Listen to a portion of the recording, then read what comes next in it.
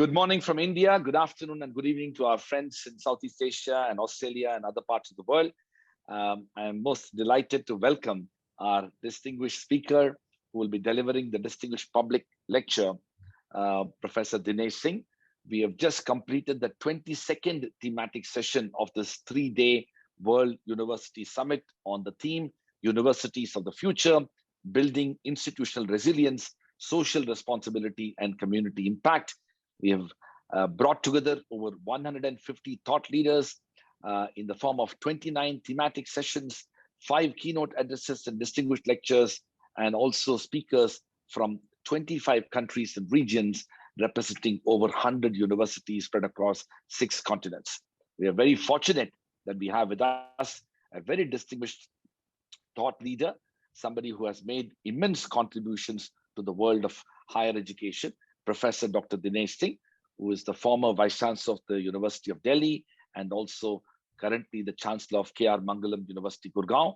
Professor Singh is a globally recognized mathematician and educationist and the recipient of one of the highest civilian awards, Padma Shri, in the year 2014. For delivering exceptional work and innovative ideas, Professor Singh has received honorary doctorates as a mathematician and an educationist from the University of Edinburgh, the National University of Ireland, Cork, the University of Houston, and the National Institute of Technology, Kurukshetra. Dr. Dinesh studied at St. Stephen's College, University of Delhi, and earned his PhD from the Imperial College of Science and Technology and Medicine. He was the Vice Chancellor of the University of Delhi, a distinguished senior fellow and advanced Hackspace Imperial College, and an adjunct professor at the University of Houston, Texas, United States. This distinguished person is one of the founders of creating the Institute for Inventions, Innovations, and Entrepreneurship at the K.R. Mangalam University. This institution has the vision to raise the academic profile of the institution and also to bring together students which are quintessential to succeed as a professional as well as an entrepreneur. With those words, I have great pleasure in welcoming Dr. Dinesh Singh. I also consider it as an immense pride for me as an alumnus of the University of Delhi to have a former Vice Chancellor, somebody who made immense contributions to institution building and nation building, Dr. Singh, to deliver this distinguished public lecture in the World University Summit. Dr. Singh, over to you. Thank you very much, Professor Raj Kumar. This is far more than what my father would have expected of me when you gave that introduction. But certainly my mother would have been more than happy to hear what you have said. And I am delighted to be here and honored. And let me just reciprocate by saying that we are proud that the University of Delhi produced someone like you and who has done extraordinary work in the realm of education. I admire the Jindal Global University immensely, and sometimes I feel maybe I should have been a student there. So thank you very much, and I'm delighted to be here with the audience. I hope I will live up to your expectations, Raj. Let me see what I can do. I am by no stretch of imagination a wise man, as any married man will confess readily. Yet, wisdom dawns upon you day by day, and you realize when you look back that you're wiser today than what you were yesterday. So based on that premise, I venture forth to say something about universities of the future. What can we see? What do we expect? What sort of service will they provide? How will they take care of society? But I would sort of like to pause a little and go back in time. And suppose, as a thought experiment, we were to be in the time of Socrates. And we look at how he conducts his idea of education. And this doesn't just apply to Socrates, it applies to great gurus over time. But I wish to go back to his time and to the time of the great gurus of the Upanishads in India, particularly Gautam Haridrumat from the Chandogya Upanishad, which also is around the time of Socrates. And let us ask, what did they do that makes us acknowledge both of them and others like them as great gurus running great institutions? And remember, institutions are not really your infrastructure in terms of buildings, in terms of classrooms. They are really ideas. It is the realm of ideas that should transcend time. And if that happens, then that's an idea for the future. And so a university of the future must really rest on ideas that will serve across the tyranny of time and geography. And let us again go back and talk about Socrates. So as I said, the university of any time is more a concept. And what is it that Socrates did that makes us find him so relevant even today, thousands of years later? So essentially, Socrates ignited the minds of his disciples. He ignited them by provoking their minds, by making them think, by making them learn by doing, by making them question with a certain degree of irreverence, by making them connect to the real world. And if you look at Gautam Haridrumat in the Chandogya Upanishad, he does exactly the same. To my mind, much as I am not an expert, the Upanishadic style of learning, of knowledge transmission, is more or less identical to what Socrates did. And both of them, Haridrumat from the Chandogya Upanishad in India and Socrates, have stood the test of time. So could we have said at that point in time when they were around that they are running universities of the future? And the answer today, now with hindsight, would be certainly. And I see nothing wrong with asking our universities of the present in today's time and those that will come in the days and years and decades and centuries to come, to stand by these values and these principles. And we will serve the cause of education, learning, knowledge very well if we do that. And let me now delve a little deeper and explain what I mean by this, why we must stand by the virtues, the wisdom that Haridrumat and Socrates gave us. So, amongst the 7 deadly sins that the Bible denotes, pride is pretty strongly evident there, vanity. And if you ever want to serve and be benefited by any university, past, present, future, one of the virtues that must descend upon you is humility. And their example always tells you that. When the oracle at Delphi declares Socrates as the wisest in the land, yes, the great Socratic style, so well embedded in this lesson. When the oracle at Delphi declares Socrates as the wisest in the land, and his disciples come running to tell him that, Socrates does not gloat over it. He does not pound his chest. He is mystified. He is curious. And in typical Socratic style, he wishes to learn why has the oracle declared him the wisest. And he searches and he searches. And when I say searches, this is as much an intellectual journey as a journey in physical time and space. And eventually Socrates discovers the truth, that he's the only one in the land who knows that he does not know. That is what a university of the future must forever serve. If you do not have humility and this unquenchable desire to seek answers, the way we are explaining the Socratic method in his own search for why he was declared the wisest, then you're not going to serve the present, forget the future. And everyone, I mean, why did the Bible list this? Not to be vain. Obviously, there is wisdom there.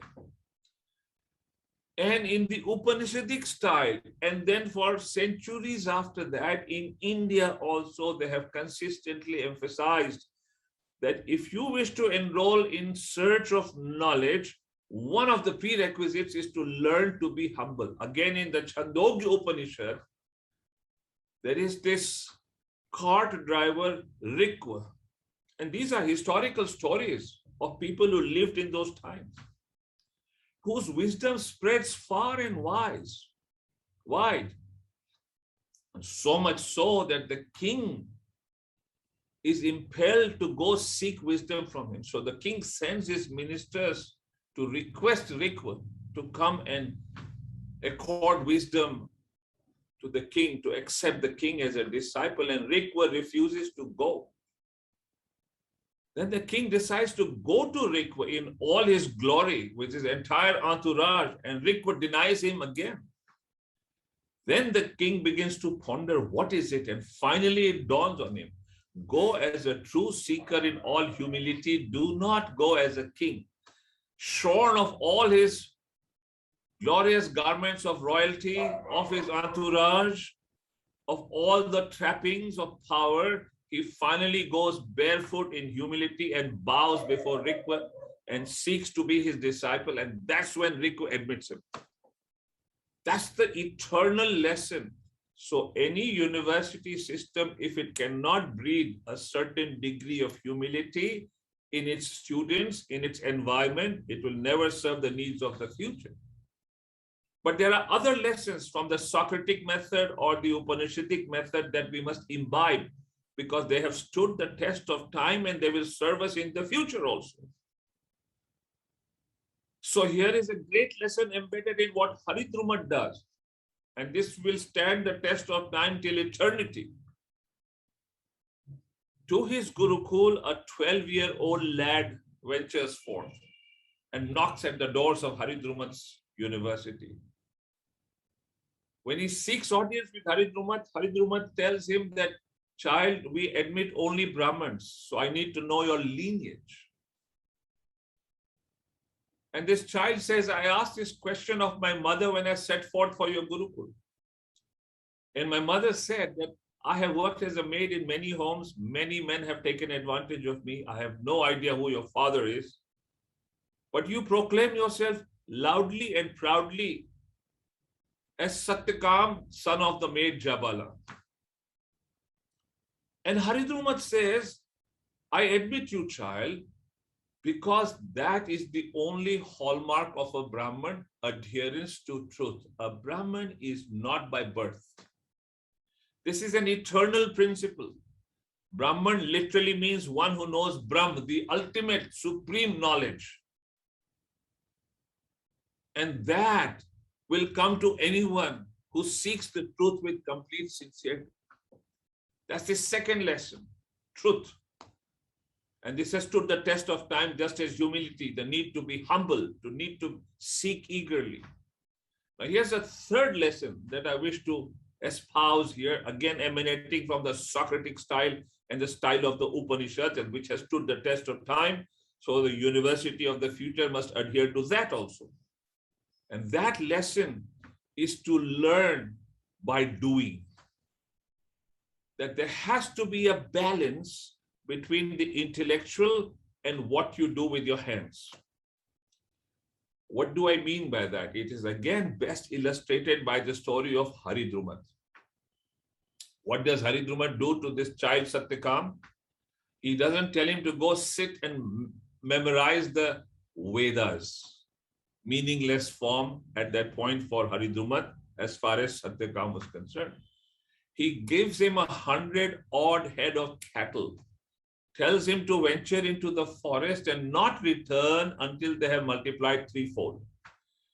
There is deep learning, deep wisdom that any university of the future, of the present, and those great ones of the past need to embed or learn, or have embedded or learned. What do I mean by that? So remember, in those days, your wealth was measured by the number of cattle, the head of cattle, the You owned. All wealth was measured in terms of cattle. So here was an exercise in wealth management. Any school of management will do well to dwell upon this. It's a practical exercise. This is called learning by doing. There is no theory over here. You build your theory from what you realize in the world around you. That's what the child Satyakam does. Finally, when they have multiplied as much as his guru had requested, he returns to the guru and the guru says, I see enlightenment on your face. Who taught you? And Satyakam says, the animals, the wind, the forest, the trees, the river, everything taught me. The seasons. Obviously, he needed to survive. So he had to figure out how to survive in the forest. He had to ensure the health and well-being of his animals. So he had to learn other sciences. There were so many things he had to acquire in the process of making them multiply so many fold. That's called learning by doing. Does his journey stop there? No. At this point, because he's now crossed a certain threshold, there is wisdom in him also. And he requests Haridruman that, sir, I need to learn more. Grant me permission to learn from you greater wisdom. That's called getting the intellectual side. You know, you have to understand, if you are talking of a university which has crossed all tyrannies of time and geography, as I've said earlier, it must ensure, as WBH said so well, that there is a balance between the moral, the intellectual, and the sensory in every disciple. And that is what Haridrumat sought to do with Satyakam. Again, I repeat that it wasn't just Haridrumat, it wasn't just Socrates. This was the way of the great gurus who built and worked in those great institutions, which have over time served us so well. When I look at the great names that have given us knowledge and, more importantly, wisdom, and that has allowed us to serve ourselves and serve society so well over time, you will find that these things are common to all of them. You look at all the great names of the past and you will find that these are common. All these things. What do I mean by that? And so just look at the names. If you look at the great transcendentalists of the United States, Emerson, Thoreau, and the transcendentalists certainly include Ruskin, they practiced what they preached and they learned from action. Thoreau influenced Mahatma Gandhi so much. He went and lived at Walden and he practiced what he preached. And he espoused civil disobedience because his ideas began to emanate from there. And that is what gave Mahatma Gandhi the idea for civil disobedience. So remember, this is a two-way stream. The intellect gives rise to action and the action reinforces the intellect. I have always said that knowledge and skills are two sides of the same coin. And any university at any point in time, past, present, or future, must acknowledge this and must understand and use this to advantage for the young. This balance between knowledge and skills. Look at what Haridrumat did with Satyakam, but look at all the great ones. They were adept at the use of their hands and the mind. And there was harmony between the two, consistent harmony. If you look at Kabir, the great mystic, poet, saint, he was a weaver. And his poetry is of an extraordinary quality. Forget all the spiritualism for a moment. Just look at the quality of his poetry. Any student of literature will certainly be deeply affected by just the literary quality of his poetry. But then you merge the wisdom that comes through his poetry and you realize how much there is to learn. And here is a man who was a humble weaver. And he repeats the same story. He says, Jab main tha tab hari nahi, ab hari hai jab main nahi. What does he mean by that? He says that when I had my ego, my pride, there was no room for my God. That which I seek is my God. That which I seek with passion is my God. And there is no room for that as long as I have pride and vanity. But once I removed that, then there was room for my God to come and reside inside me. That is this eternal lesson that dates back to Socrates and has gone on over time. So, if you wish to look at a university of the future, let us acknowledge that these are eternal lessons that they must always have in their spirit, in their culture, and in their body part. But what is it that a university of the future must do? Again, I hark back to lessons from the past. Our job is to educate. And therefore, we need to understand what is education. And remember, I am a mathematician. I love to define and then illustrate with examples. So I love to define education, and this definition has personally stood me well over time. So to me, education is nothing but a search of the self. We have to dwell within at an individual level and discover who we are.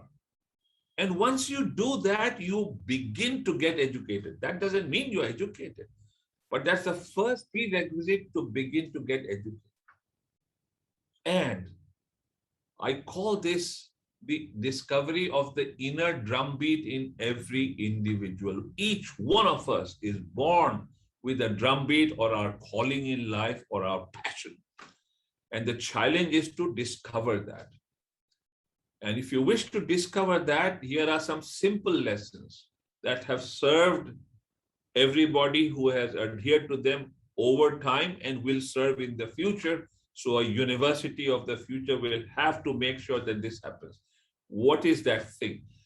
To discover your drumbeat is something like trying to discover two tuning forks which are vibrating and are in consonance or harmony with each other.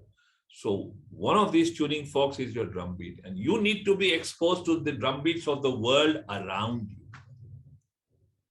And there will always be, that is my firm axiomatic belief, there will always be a particular drumbeat that will resonate in complete harmony with your own drumbeat. And that's how your drumbeat will begin to resound in your ears, in your soul, and you will begin to elevate yourself by getting more and more educated. It's a lifelong quest.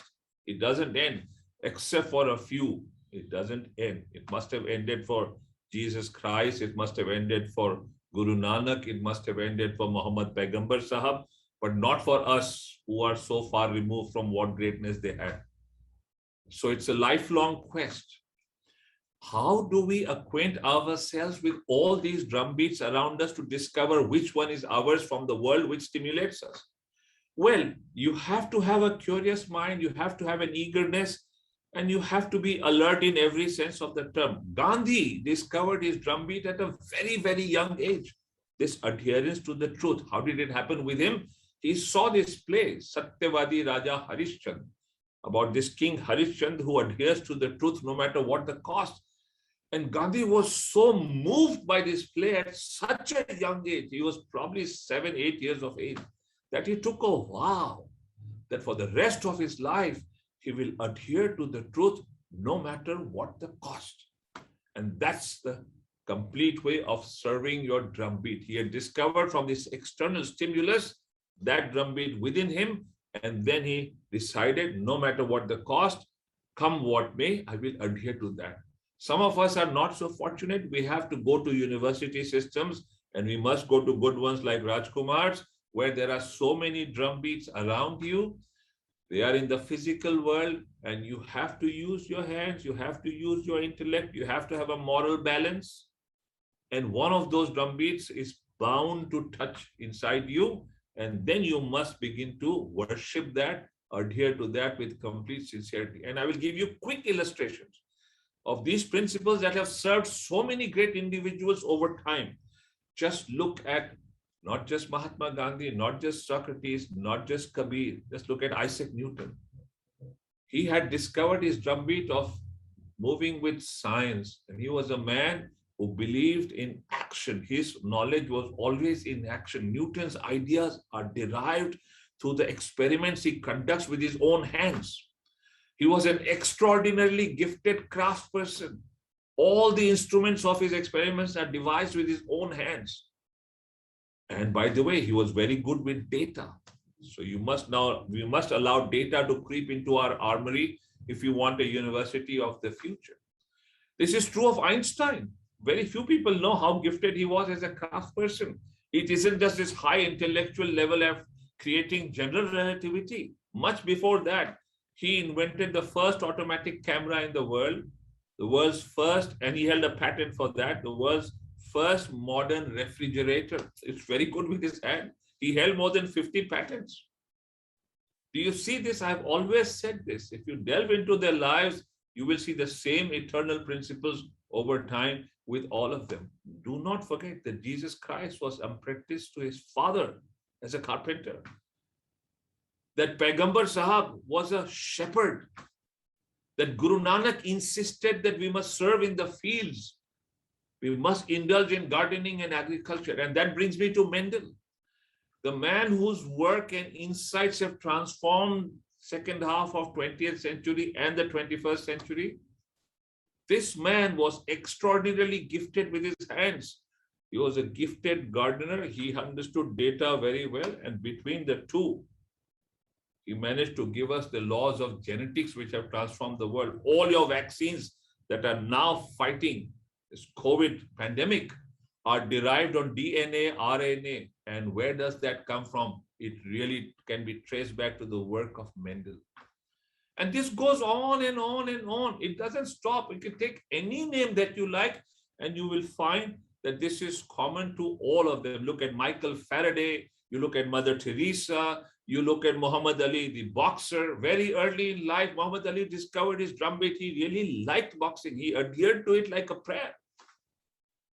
He was the first to reach his gym every morning and the last to leave in his formative years. And that adherence, this worship of his drumbeat, this prayer, this spiritual elevation, made him the great boxer that he became. It is true with all of them. So a university of the future must enable all these great things so that a student enables himself and ennobles himself and rises above. Now we come to this business of what is happening in the world around us today and how will it serve us for the future. And very quickly, in the little time that I have, if I overshoot by 2 or 3 minutes, Raj Kumar, I hope you will pardon me. I would like to enunciate certain things. As I see things, the traditional concept of the university that exists today will recede and change a little bit. The pedagogy will change in many ways. It's not going to be a teacher who will play a good role, but a mentor, someone more in the shape and form of Haridrumat or Socrates. Why do I say that? Because now I see peer learning, self-learning, and learning with the aid of technology surrounding us and helping us. I have innumerable examples before the pandemic, during the pandemic, where individuals and groups have benefited immensely through all these practices. I know of a really gifted undergraduate who at 1 in the morning sits on his computer and is comparing the researches of Albert Einstein in general relativity with the researches of a modern Russian physicist in parallel form by switching back and forth between the two research papers using technology at his desk at home. I have seen groups of students teach themselves deep concepts of calculus without having a single teacher around them. So we must acknowledge that technology, whether we like it or not, and we should like it, will help us change the concept of a university, which is more or less entirely campus-based, to treating the world and society around us as a campus. And what are the tools that are now going to influence the direction of knowledge in these systems? I see computing and technology play a big role. I can see cloud computing will change the way we resource and seek and store knowledge and information. I see data playing a big role. Artificial intelligence and data will be so greatly enhanced once quantum computing comes into play. And I see that coming very soon. I believe quantum computing is going to change the world of knowledge for all of us. It will transform the world of data. Just think what a supercomputer could take weeks and days and months. A quantum computer right now could possibly do it in 1 second. That's the power of its computational ability. And that is going to come sooner rather than later. And I believe that will change the world around us. And finally, we must understand that every university must forever foresee the needs and challenges of the future as best as it can. Many drumbeats lie over there. Use all this at your disposal. Get your young to engage with that. And I believe in the years to come, that's what universities will do. We will not be required or restricted by a classroom or a campus. It could be anywhere. And universities must learn to give all kinds of certification and accreditation, move out of this mold of forever giving a degree, allow students to go into streams as they deem fit. So there will be some who will pursue knowledge, go for research, create things within a campus with a guru. Excuse me. And there will be some who will just read some kind of specialized certification, go forth, come back, allow this fluidity of movement. Finally, and let me just tell you this, even as I speak, the power of computing is overtaking us. I am aware, we are mathematicians, and when we prove our theorems, we put in so much effort, so much energy, so much pain in creating a theorem or finding a proof. And as I speak, Google has already created artificial intelligence-based logical systems powered by high-speed computing that have begun to prove theorems on their own. And at last count, Google's systems had proved more than 1,200 theorems on their own without the help of any human intervention. Think about this. This will transform the world. This will transform how vaccines are made. This will transform prediction theory. It will transform the world around us. The sooner universities of the world recognize this power, the better they will be able to understand W.B. Yeats or Kabir or Einstein or Faraday or Elon Musk or things like that. Thank you very much.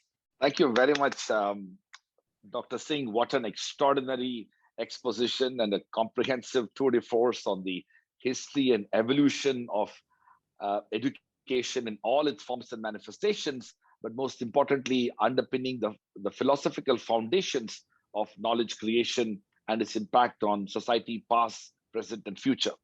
I am truly grateful to you for this fantastic and truly inspiring lecture.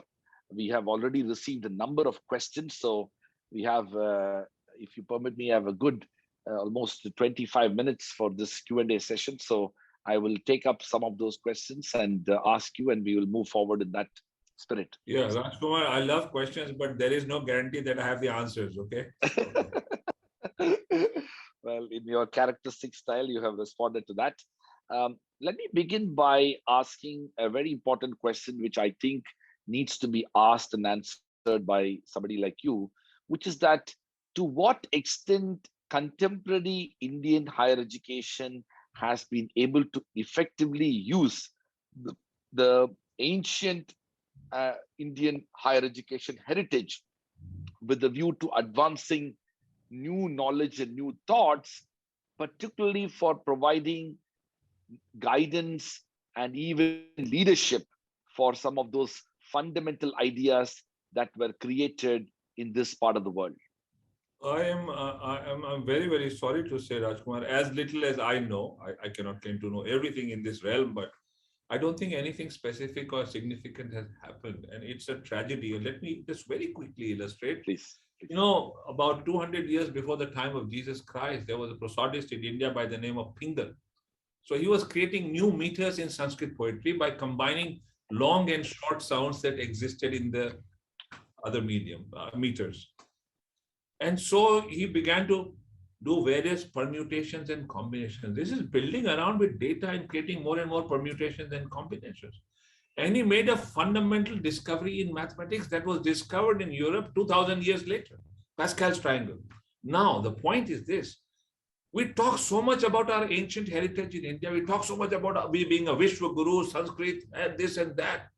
No one, not a single curriculum has allowed students to simulate what is there, to build algorithms, to play around with those permutations and combinations of sounds to see how new meters could be created. I don't know of a single place, not a Sanskrit university, not a science, not an ISER, not an IIT, not a traditional Sanskrit university. So I'm afraid my answer to your question would be more or less a no. Well, thank you very much for that. And that obviously is a deeply disturbing situation. So now the question then is that to what extent contemporary ideas of education has actually influenced and impacted the education system that we have created. Of course, at the dawn of Indian independence, we had nearly 20 universities, and today we have nearly 1,000 universities. We have one of the largest higher education systems in the world. But then, to what extent this education system that we have created is able to fulfill even the goals and aspirations of the people who are receiving that education, let alone being benchmarking ourselves with the other, well-developed international education ecosystems. So I'm glad you asked that question, Raj Kumar, because one of the byproducts of discovering your drumbeat is that you will find a fulfilling life. Muhammad Ali or Tendulkar, they had no university qualifications, but they have led very fulfilling lives. So you must find your drumbeat, and whatever you seek otherwise as a byproduct will follow your career, your wealth. Those are not goals you must pursue, but they will descend upon you. The point is that is one of the ways to test if your systems are really adhering to those principles of education that we all talk about. So let me tell you what happened at the University of Delhi within probably 3 months of my becoming vice chancellor. So I engaged with a multinational firm of great repute that had hundreds of jobs because they were expanding in India in a big way. And they told me that they were looking for young undergraduates who need not have any specialization. All they were looking for was someone who could communicate reasonably well orally and in written form and could understand basic data. In other words, if I give you a bunch of figures, organize them into a column, nothing more than that. No math, no stats, nothing. And they were offering at that time, this is what, about 10 years ago, they were offering good pay. So we advertised widely with our undergraduates, and amongst a number huge hordes that applied, we shortlisted 1,200 that we thought were at the higher level. And we arranged blind interviews, so we didn't allow the firm to find out who was from where, etc. And they interviewed for days and days and days, very sincerely, very patiently, and they could select only 3 for these hundreds of jobs they had. More importantly, they told me it was a waste of time for them. And that's a telling comment on what we are doing with our projects, with our students. We are not allowing them to ennoble or enable themselves. We just teach them things over which they have no control, and that too in a strange pedagogical fashion.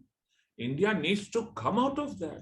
There are just a handful of universities, but I think they must come forward and discuss and engage, because until you put these things into practice, talking about them will not help.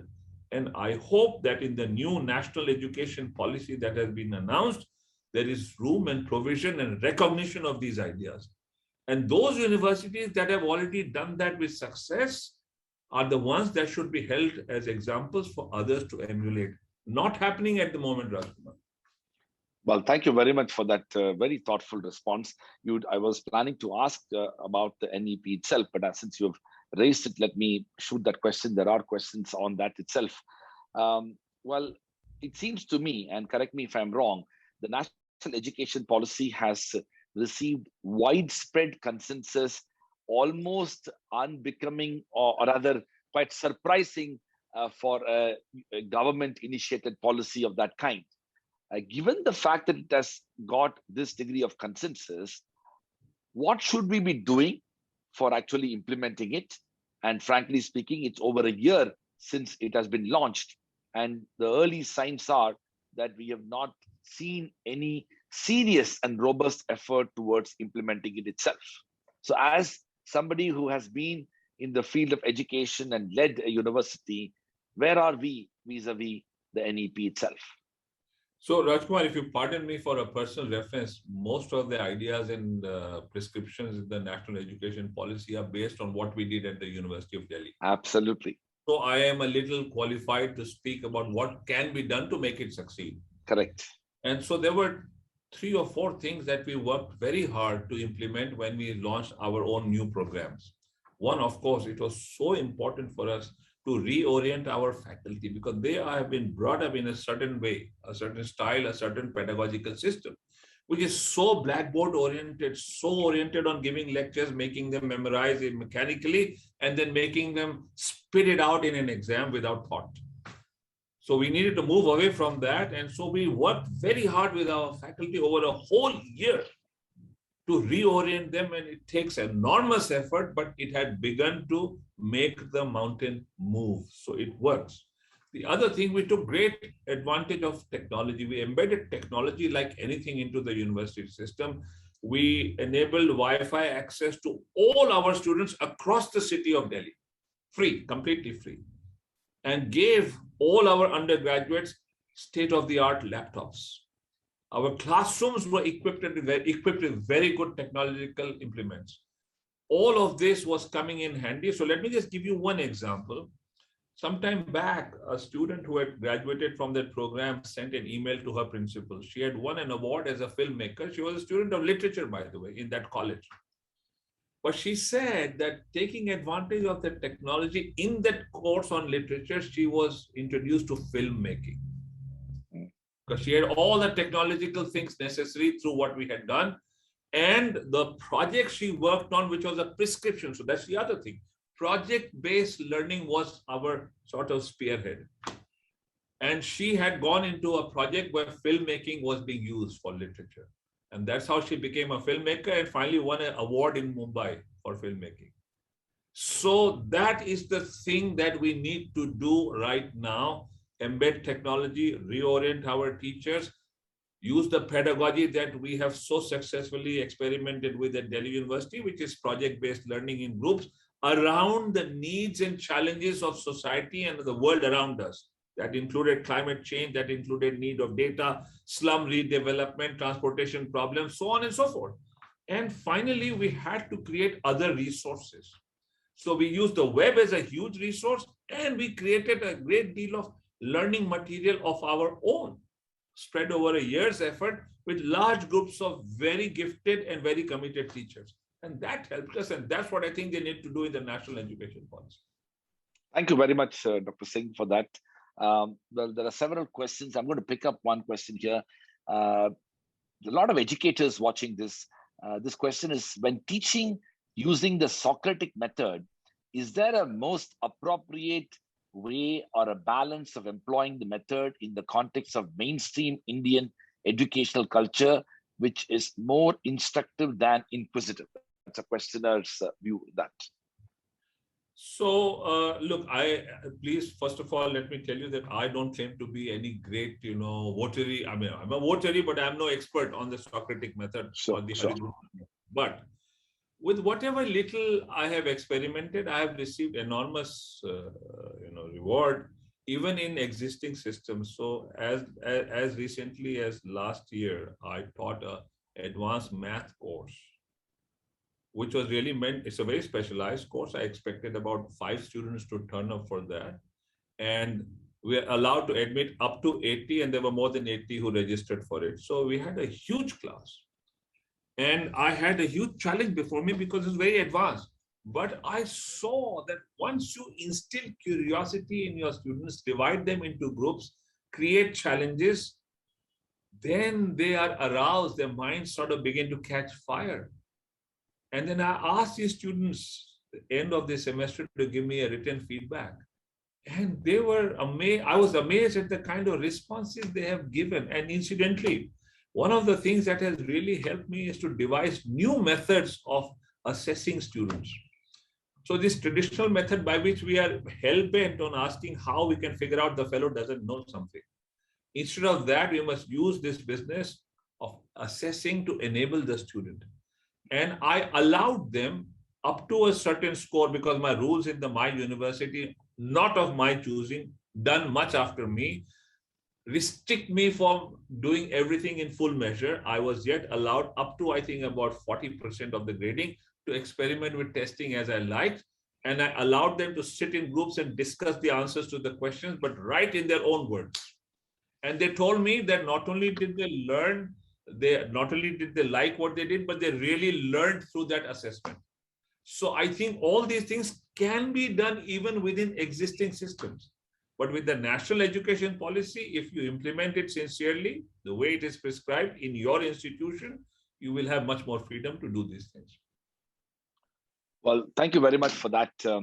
Now, there's a very interesting question which is about the contemporary challenge that we are all facing. And this question is as follows. Each teaching methodology has its pros and cons. Delivering the best programs might entail a smart combination of both traditional and online instruction. How can blended learning be a way to go?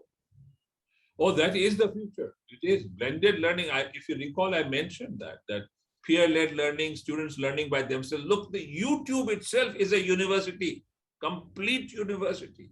What is the challenge with you if you want to use YouTube? You must actually troll through everything, vet everything, and create a whole library of outstanding resources, almost every topic under the sun. I'll give you a simple example. I was looking for ways and means by which I could teach school students how to measure the circumference of the earth. I've done this, 20 years ago with minimal technology between students of Bangalore and Delhi. Now, when you look at YouTube, there are all kinds of hands-on experiments, and you have to study and decide which ones are correct, enabling and ennobling, and create a resource. And your students will latch onto them like anything because they're very well designed. I'm just giving you one example. And where will the teacher fit in? Just once in a while, the teacher must intervene as a mentor or a guru. And that's also blended learning. The other is, of course, there are other resources. I told you about this really bright young physics student studying what Einstein had written 100 years ago, comparing it with a Russian physicist of present times, and going back and forth in time with the two research papers using technology. And of course, then this student also discussed it with his classmates and eventually went to his teacher in the class and they had a long discussion on that. That's also blended learning. And then there are all kinds of other resources in between on the web using technology, which will be at your disposal. So yes, in each course, depending on what you wish to do, how you wish to take it forward with experimentation, each teacher must blend technology with your traditional methods. Thank you so much. That was a fantastic response. I want to ask a question that is that I have been wanting to ask you for some time now. Maybe two questions. One is that do you think that the demands that have been imposed upon universities in today's context is so significant that the very core purpose of what universities ought to be and should be doing is unfortunately undermined, in the sense that you did mention in your lecture that the core responsibility of universities is to be in the realm of ideas, contributing to the realm of ideas. But then in today's context, both for financial reasons or other reasons, universities are constantly called upon by different stakeholders to address different types of issues and problems. And even the demands and expectations on the part of students and government agencies and regulators and politicians and other members of society and parents are so significant that do you feel that somewhere in this process, in this journey, universities run the risk of losing the very raison d'etre of them as institutions that ought to be promoting new ideas? Oh, I entirely agree with you, Raj Kumar. We are in grave danger here. There is over-regulation. Even with the national education policy, the spirit of which tells us to sort of deregulate, to move away and give freedom to institutions. Even for doing that, they have devised more and more regulations, and they're going against the very philosophy. So it is very unfortunate. And let me tell you something. India will pay a heavy price. I am telling you, if we do not remedy the situation by looking at the policy in the true liberal sense, we will sink into a rat hole. And why do I want to insult rats? We will sink like anything. I see grave danger. Even those institutions that want to strike out on their own, they have some strange way of, letting them do that. And there is this strange notion we have that we will invite 100 top universities of the world and they will come. Nobody is going to come to help you really. They're only going to come to seek their own advantages and you're going to allow education to be colonized. There is grave danger unless we are anchored in our own well-being, our own knowledge systems, in our own pride in these matters. We're going to be swept away. I think India needs to build its own indigenous strengths. We're not doing that yet, Rajkumar. There's grave danger there. Thank you very much, Dr. Singh. There's a very interesting question about which you did mention in your talk, but let's hear you more. How to ensure that we provide value-based education, and what can be done to make curriculum all-encompassing and holistic, yet develop a critical mind? In the sense that the questioner is also alluding to the fact that it may possibly be, values being imposed as a part of any socio-cultural dimension, as opposed to values that are more, engaged and organic within the, institution. So, I am a great adherent of this saying in Hindi, saralta mein prabhuta hai, or roughly translated, there is divinity in simplicity. We must learn to keep things simple in every sense of the term within our learning systems. What does that mean? So first of all, let us not overburden any student.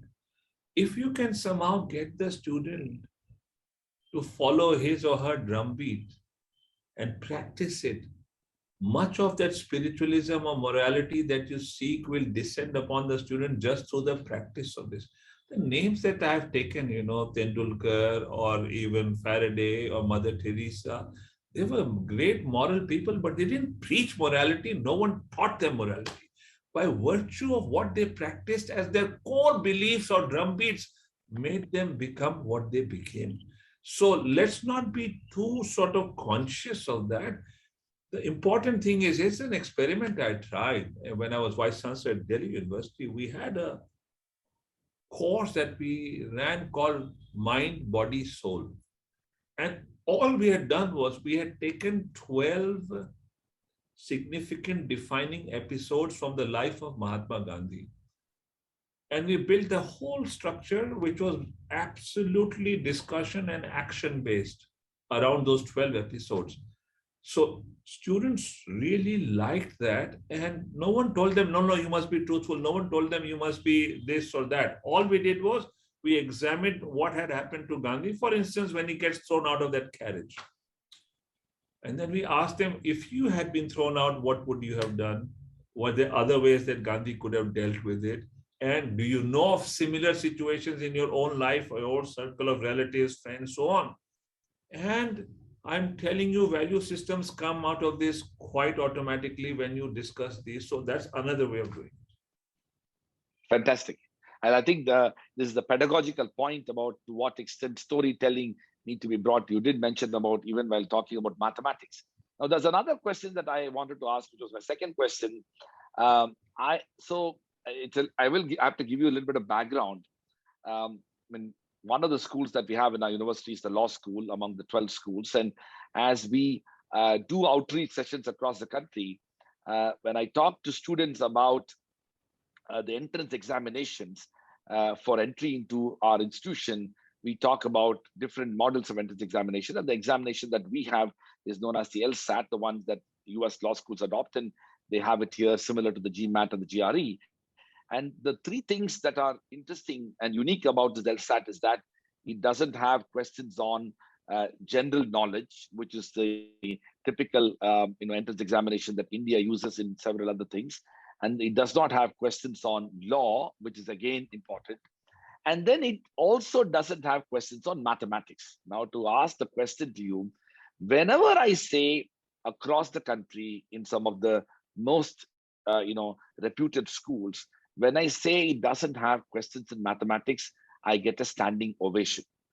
Now, my real question is that, is there something fundamentally problematic in the way we have been teaching mathematics in our schools that a generation of Indian students have grown up to develop deep sense of fear and phobia surrounding the study of mathematics, which in turn has undermined the ability of many of us to not only understand and appreciate a fundamental foundational science such as mathematics, but also to be able to apply it for a whole range of other, other pursuits. Yeah, certainly, Rajkumar. I mean, you are absolutely right. I mean, it is tragic the way mathematics is handled in schools. I don't know if your audience has had time or occasion to acquaint themselves with the work of George Land, who was a systems scientist working with NASA, and he devised a creativity test and to identify people who could be suitable for NASA. They needed very creative people. And he then went beyond that, and he used this test in modified, evolved form to look at preschool kids, 1,600 of them. And he identified almost all of them to be in the genius class. I believe every child is born a genius. And then he followed them with these tests over a period of time, right through their schooling and then beyond into the 20s. And they had dwindled to less than 3%. They all lost their creativity. How and why? Because in school, you recall what Mark Twain said, I did not allow my schooling to interfere with my education. That's what schooling does to all of us. Look, I'm a mathematician, and I'm not claiming to be a great mathematician. I'm just happy being a mathematician. I like discovering things. Till grade 7, I was declared a complete failure in mathematics. They were always trying to detain me. And I remember in grade 7, I scored 1 out of 100 in my math exam. So what you say about how they teach, I mean, I remember my father was a distinguished mathematician. He studied at the Sorbonne with the then world's greatest mathematician. And he had discovered great things on his own. And this teacher sent for my father and told him that your son is hopeless at mathematics. My father smiled. He didn't say anything. He didn't say anything to me.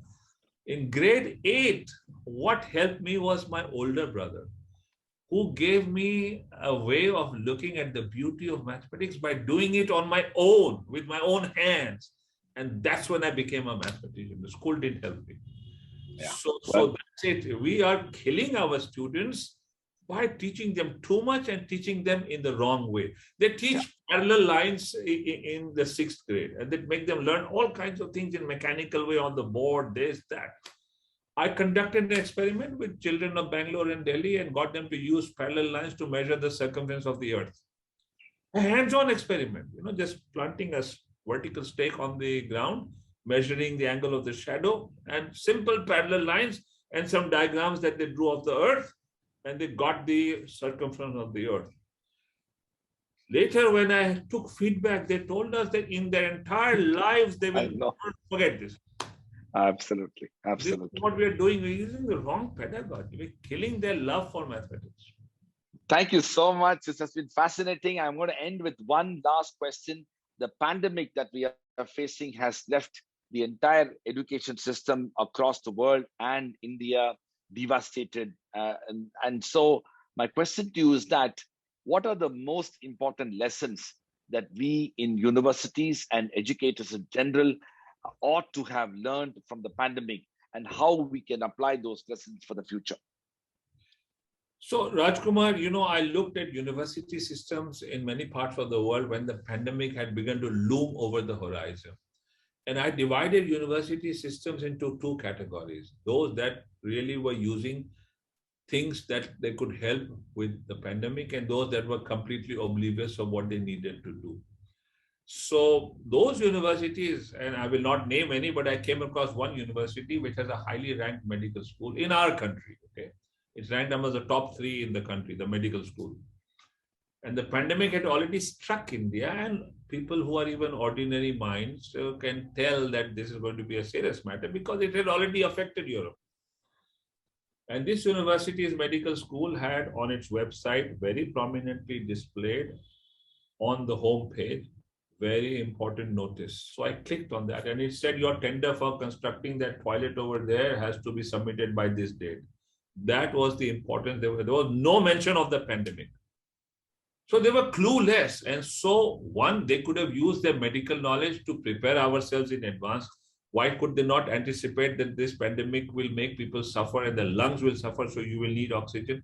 Why are we blaming the politicians? Why did our physicians not start espousing the need for oxygen? Because we were found so wanting. Second, the other thing is that none of our university systems have come forward in any way to handle the pandemic in a meaningful long-term fashion.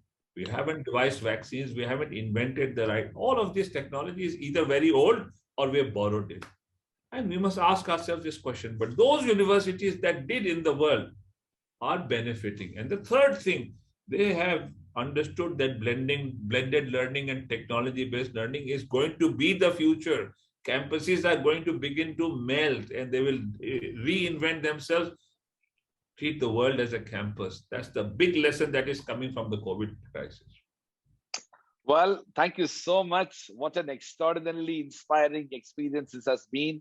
I am very, very grateful to you, Dr. Dinesh Singh, for your lecture, but also your responses and the answers and the reflection that you shared with us.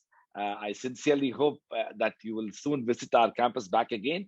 But also, I know for sure that all the people who have been watching this program, I'm still receiving questions and I'm afraid I'm not able to take it, but they would have all immensely enjoyed by the very presence of yours in this program. Thank you very much, Dr. Singh. Thank you. Thank you, Raj Kumar. I really enjoyed this. As always, it's a delight to engage with you and your ideas. Thank you very much. Thank you. Thank you so much.